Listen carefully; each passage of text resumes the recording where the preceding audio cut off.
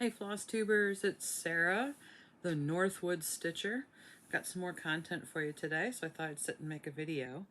A couple of things I wanted to share and talk about. I have a couple of tools. I also wanted to talk about chairs. I don't know what you guys stitch in, but I had a horrible time for years trying to find a decent chair.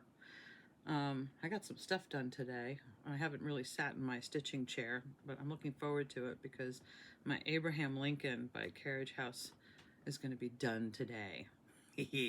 Well, one of them is. I'm going to do two.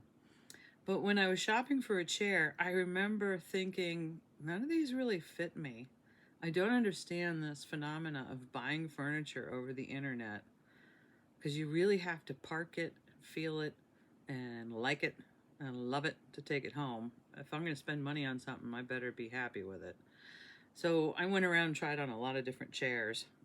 Much to my husband's horror, the first one I found was a pleather chair.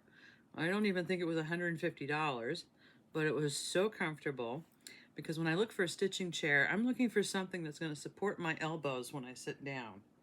I don't need my elbows to be so low that I can't support my Q-snap on leaning. I like to be comfortably supported at my elbow. So the chair part, the armchair part, the arms of the chair have to be at a right height for me. That's what I look for in a chair. What do you guys look for in a chair? I finally ended up with over the years, a much nicer leather chair that's a recliner, has the right arm height, so I feel quite supported. I could stay there for hours, which is a bad thing. So I try to get up every commercial break because I'm really just stitching and listening to background stuff or a floss tube. So let me know in the comments what you guys look for in a chair, or if you've even really thought about it. It's really obvious to me when I go some other place to stitch and I just can't find a comfy chair. Some girlfriends and I did an Airbnb a couple years ago. We just wanted to throw all the furniture in the dumpster before we left.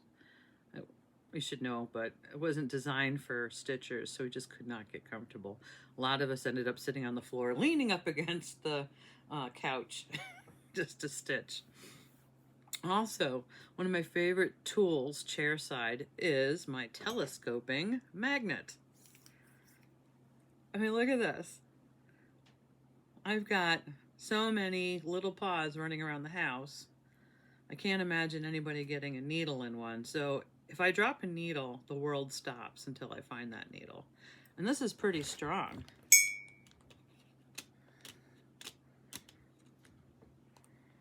It picks up my needles through the case. You can get these at hardware stores. You can buy them online. Just look for telescoping magnet. But it's pretty impressive. And if I just can't see it, sometimes just running this across the floor very gently, it'll snag something. But it's great. It's even good for in between the cushions. If it might have fallen, it'll still pick it up. I adore my magnet.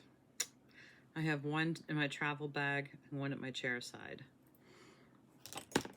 I don't know how many people use those things, but I need mine. Oh, and I did some shopping recently. So I wanted to tell you, I don't know if you guys have gone to 1884stitchery.com. 1884, I think, is her great-grandmother's birth date. And this website's incredible. She's got all kinds of stuff. She's got older patterns and hard to find things. I picked up an Al Forrest embroidery most recently. I think it reminds me of Currants. Can't wait to start this. It's more of a fall design. So I'm going to take some time kitting this up and try to find the right, maybe I'll do a tea-dyed fabric with this. We'll see what I do. That'll be fun to do. Some of you actually commented, I showed some fabric that I bought when I went up to Lakeside. Actually, I got two. This gingham is really fun to stitch on. But I had two patterns at home, and I knew I would find them. I did. They're twisted threads, both of them. One is winter gingham. That's going to be a fast and fun little stitch. And then I've got the Thanksgiving gingham. I haven't sized them out, but I think I've already got the frames for them. Both of these are designed by Ruth Sparrow Gendron.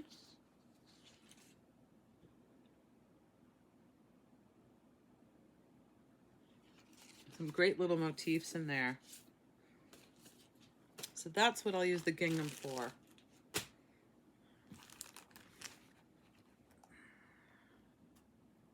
Trying to figure out. Oh, also, I think I bought these on 123. I bought them on 123 Stitch, but I have to blame somebody for this.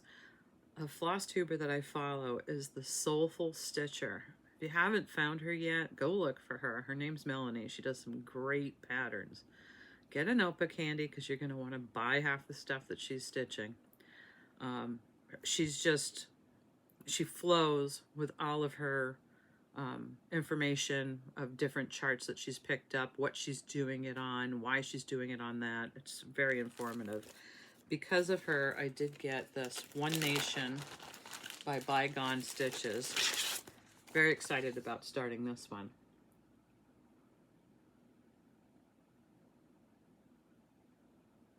So all of the states are stitched in the order that they joined the Union. So even the red are states and the white.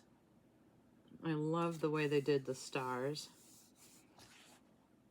And it looks like there's room to maybe put some bedazzles in there, some little gems. And somebody told me in my Zoom group that some people are highlighting, changing the color of the states that they've lived in, which I think is a cool idea. I don't think I'll do that because I do want this to be an absolute red, white, and blue. Maybe I could change the red slightly. We'll see. I'll have to figure that out. But it's a genius idea. It's a very nice black and white chart. I have checked it out. It's too small for me. So I will put it on my printer and I'll blow up or enlarge it and do it in sections so I can actually see it. Because I have a problem with seeing smaller graphs, especially from a distance. And because I use a retractable highlighter, I like to highlight as I go. So that's a great wanna do. Thanks, Melanie. And I don't remember who turned me on to this one, but this is Luminous Fiber Arts Haunted by Misty Purcell. Those are going to be great little things for my Halloween tree. Yes, I have a Halloween tree. I actually have two. I have a black one and an orange one. And inside here, I tucked in the 1884 gave me a silk thread, which I can't say I have much experience stitching with a silk. Somebody scared me off of it once. They said, oh, it was horrible. It was slippery. It slipped all over the place. But this feels so nice. It feels like something you should put on your pillow. I'm going to try using this gray for the gray in the little ghosts that are around. I think that'll add some texture to it by mixing up the colors and the called fors. So that'll be fun to do. So I've got this in here as a reminder to try that. Oh, also another commenter turned me on to the Bougie Stitchers. So check them out. They're a lot of fun. They actually mentioned me in one of their videos. Apparently I make them giggle, which is great. So thanks for the shout out and shouting out back to you. The Bougie Stitchers, they're a lot of fun. Also, I'm going to be doing some shopping. Thank goodness I have an excuse. I think I showed you guys this, the House of Christmas. And I've been trying to figure out and commit to a color for this. I found one. It's a green DMC 9866. I contacted my color agent, aka my husband, and he's okay with the green. I've got enough red. Red works, which this would look stunning in red, but I have probably 4 framed red works right now, so I want to mix it up a bit. So this kind of pine tree green is really nice, but when I got him to commit to it, the first thing out of his mouth was, you're not going to have the same lot number. This could, be varied if I get a couple of different skeins. And I have had a project where I've stitched with one color, multiple skeins, and you can tell where you've changed the skeins in the pattern. So he's right. So I get to go shopping. I'm going to go to the Sulky website, Sulky. I showed you my sulky threads in a previous video. I'm going to look for a sulky cone, which is a dark green. And I know they have a conversion chart somewhere, so I'll convert this 986 TMC to one of the sulky equivalents. And when my cone comes in, then I will kit it up and I will start to stitch. So I'm looking forward to that. Maybe it'll get done by Christmas. I don't know, I have too many Christmas plans already of who should get what, but I do need to do something for myself. Also, another commenter told me, I think it was just today, to go check out Sarah Humphrey Embroidery for some great ideas on what to do with my gold floss. I really want to try some embroidery, so I might do that. My daughter's texting. Let's see what she wants.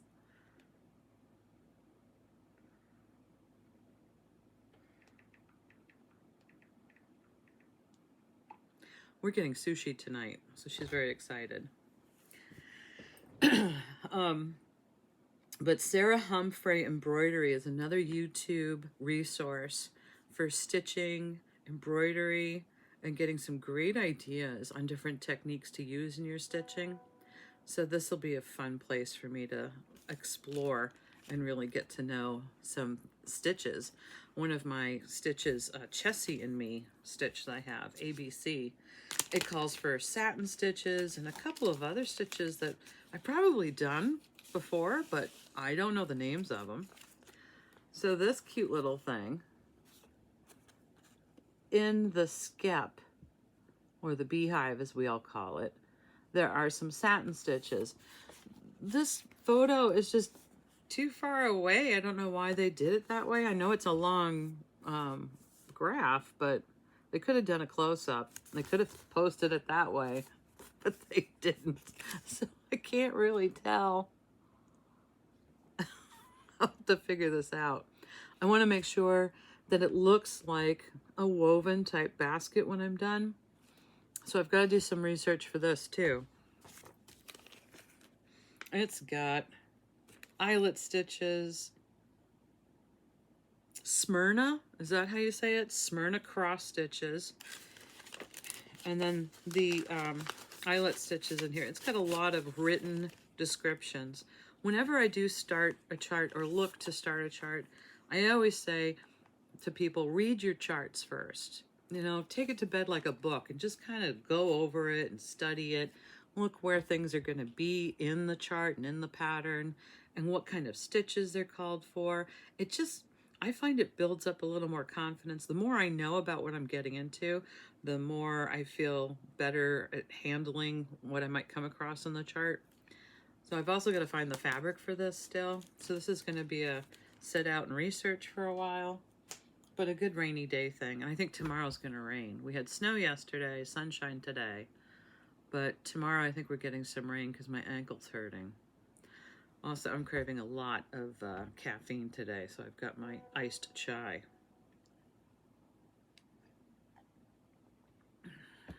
There are also some other great ways to adding things to your cross stitch that we don't always think of. I tend to because I have them laying around the craft room here, and they're great to pick up. But you can get little charms, like these little dragonflies. And I don't know about you, but I feel funny about this big hoop on it when I'm going to put it on my cross stitch. But these aren't particularly well made. You can take a pair of just jewelry making pliers, or what am I trying to say? Not show you. I show you.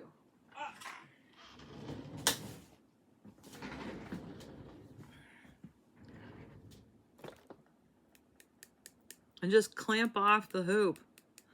Now, if you've got a little metal burr left over, you can get a little metal file. Metal files are great for getting into small places, but you can just shave off that metal burr. This is what I do when I'm making a needle minder. If I've clipped off the back of something and I still have a little bump I want to get out of the way, I just shave it down. Don't use it on your nails. Ugh. It's harder than a metal nail file. You could probably use a metal nail file. I like cardboard embroidery, yeah, emery boards. But these are tiny, so they're really great for getting in those little crevices. And then all you do is just add a couple of, a strand or two to tack down, like the wing section or the body section, which is fine because it adds some texture to the charm. I do like to use charms. I've got butterflies, dragonflies. I even have some little turtles. I've got these little stars. Those are really cute. Silver and gold on this chart, or on this cardboard. So that's going to be fun to use. These you can get in any craft store. They're handy to have.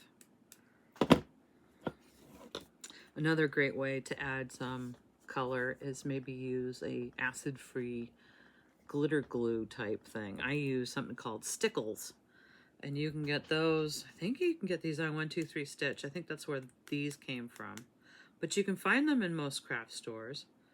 And yeah, it says acid-free, non-toxic. I get the crystal, but they have all kinds of different colors.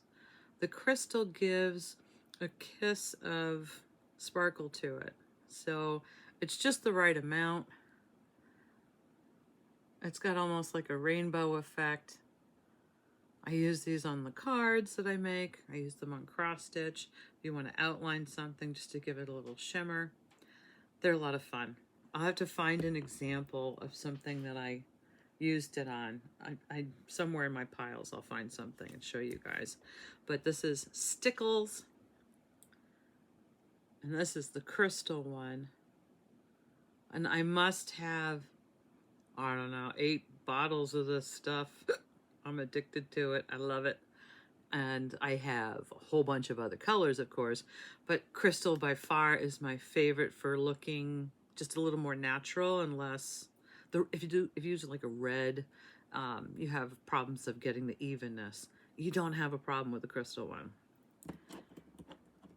I also save all of my flosses from various kits.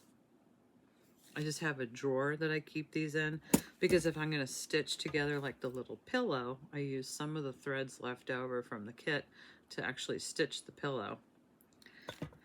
And you never know when you're going to need a quick color of something and you don't want to necessarily pull it off of your working threads. And I'll save any and all textures. These are probably, I don't know, they might be a little wool. They're very soft, so I can use those in something. They're great for finishing off ornaments and things. We all have a pile of things that we're waiting to frame or make into pillows. Once upon a time, my husband thought that this would contain my collection. This is a rolling storage. I'm looking right now at a pile that I don't think I could pull out and show you because I don't have a big enough space here to do that to you. But let's see what's in this one. We don't know. It might motivate me to frame something in here. Oh, it's like Christmas. Oh,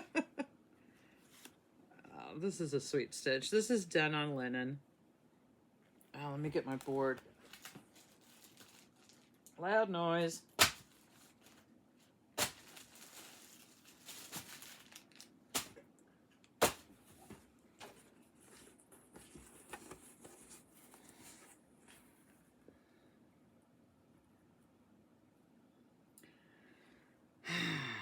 Punch needle art, I think it came out of an issue of that. Can't recall. But I just love that. I don't know what I'm going to do with this one. I think I want to put it in a little frame, but it would be really cute as like a mini bell pull. So that's a possibility. Ah, I remember I found this in a magazine. I can look up which magazine. This was such fun to do. I did this in 21, so this isn't so long ago. But I know the chart was old. It was much older than that. It was probably something I put a Post-it note on and finally found again and thought, I'm going to do it. I really think that one's great. Oh, this one. This was a kit.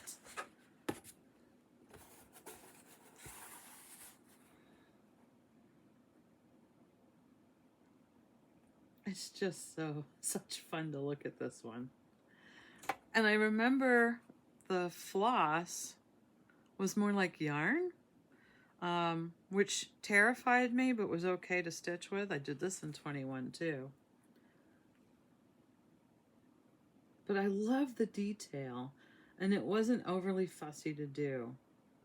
Sometimes you find a graph and you know it's been generated by a computer because they want you to stick a strand where there's no existing hole, and then you're fussing and fighting with the needle going through the fabric.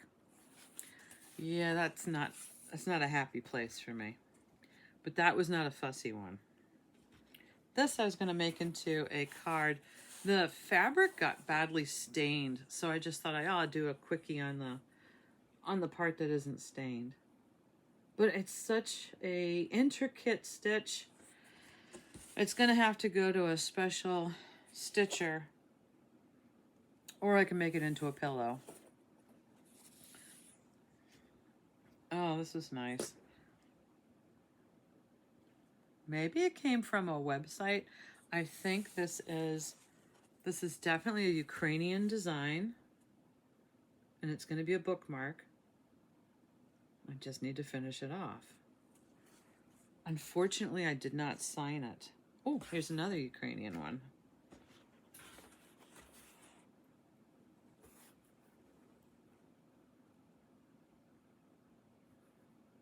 You might be able to find these if you Google free Ukrainian patterns. I might have gotten these off of a Facebook group, but I could have found them in Pinterest as well. That's all that's in this roll, thank goodness. But how many projects was that? 2, 3, 4, 5, 6. So I've got 6 just in this roll alone to get busy on. But yeah, I think I will pull out the bookmark and work on that. And I really need to do something with my cardinals fairly quickly. I know I have a frame for that one somewhere.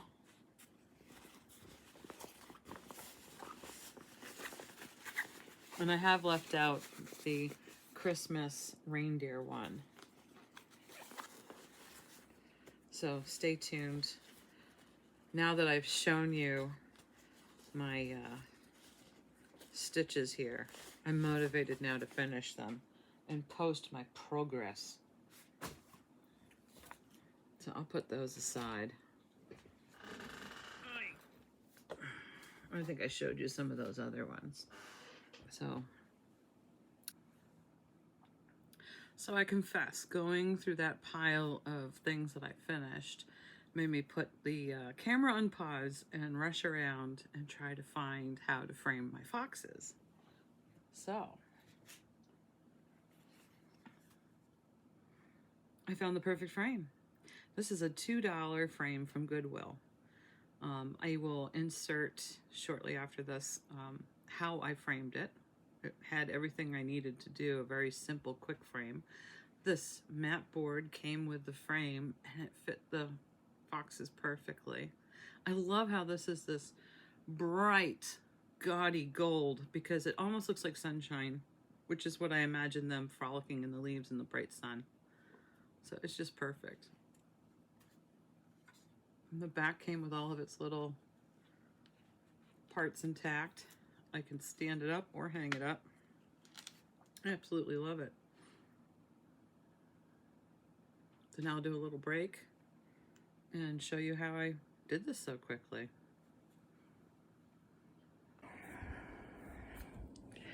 So I found a $2 frame from Goodwill. The mat is in good shape and it fits this perfectly. It's a little skewed right now, but what I've done is I've sized it.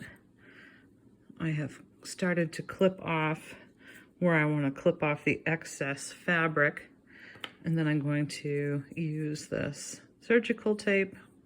It is a fabric. Who does this? Curad does this.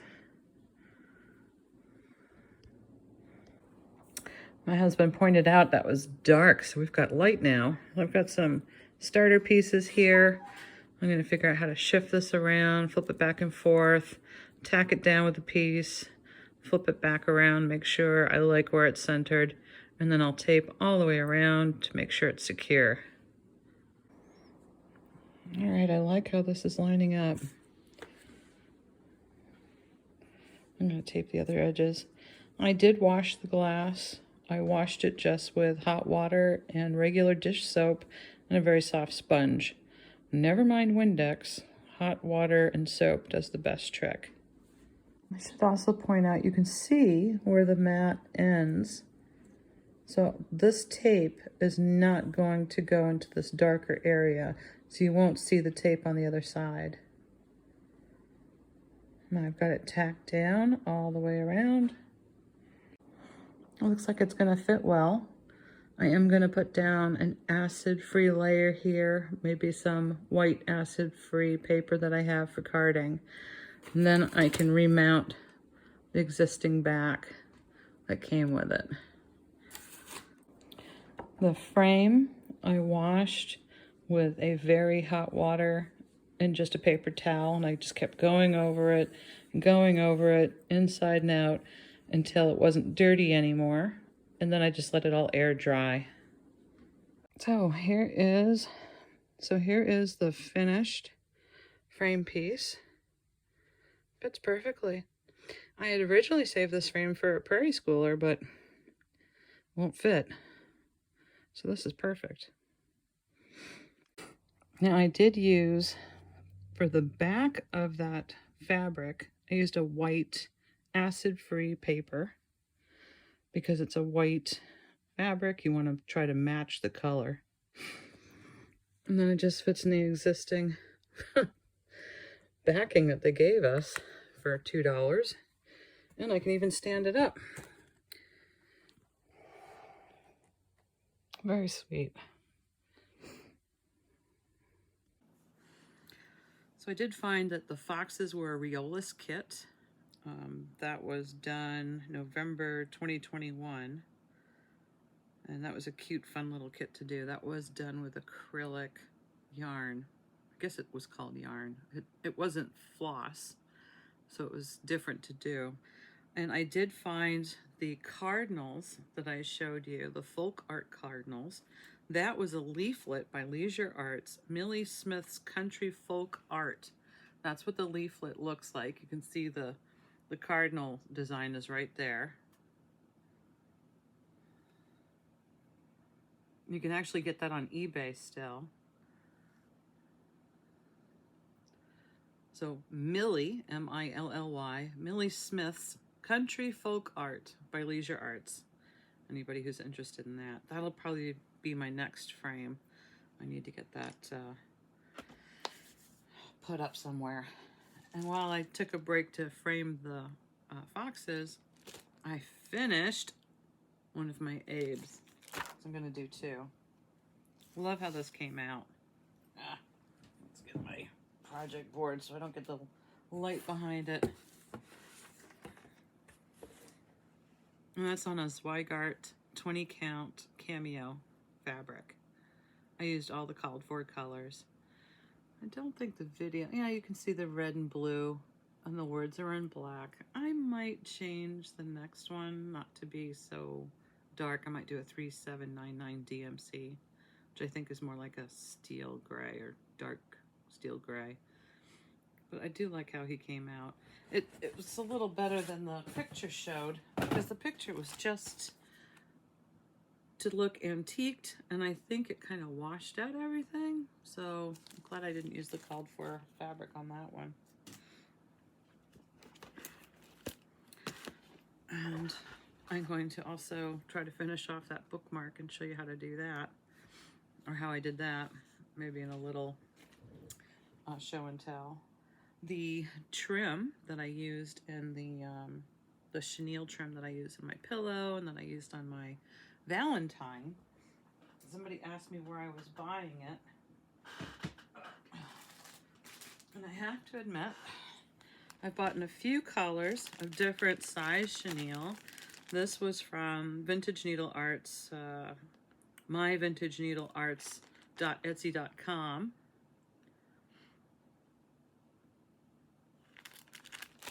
And then this was lady.creates.com to get an assortment of colors. This one's called Rainy, and this one is Scarlet. I got tired of ordering little packets, so I'm just buying it now.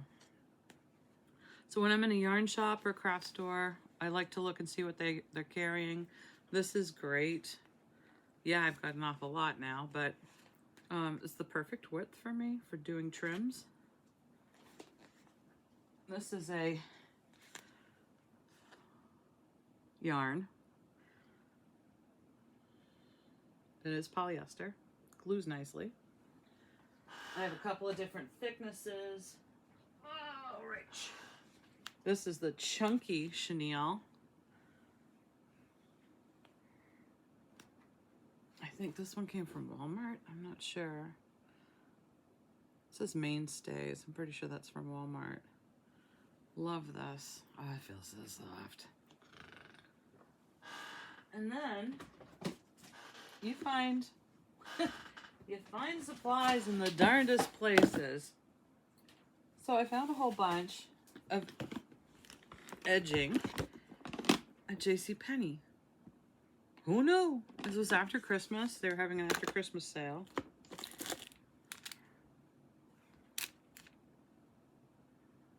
Wide pom-pom cord. This was regularly $5 at JCPenney. It's 6 yards, and I think I got it, I don't know, 75% off. So I bought all the red and white that I could find on the shelf that wasn't opened. Who knew? Here's another bucket. These came from, these were over at Bed Bath & Beyond. Who knew? Bed Bath & Beyond. This is 30 feet in length. I have no idea how much I got this on clearance for. I know that their clearance was not as impressive as some of the other clearances, but it's a nice size. And for the length, it was a good deal. I have, you know, Halloween colors.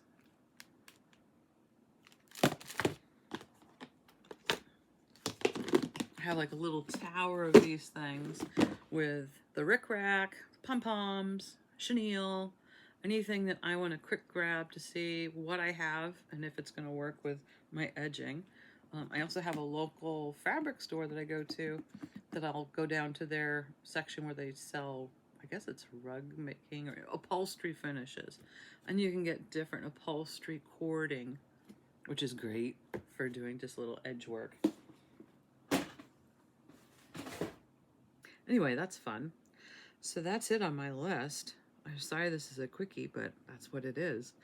I'm going to sign off and start some more errands and chores.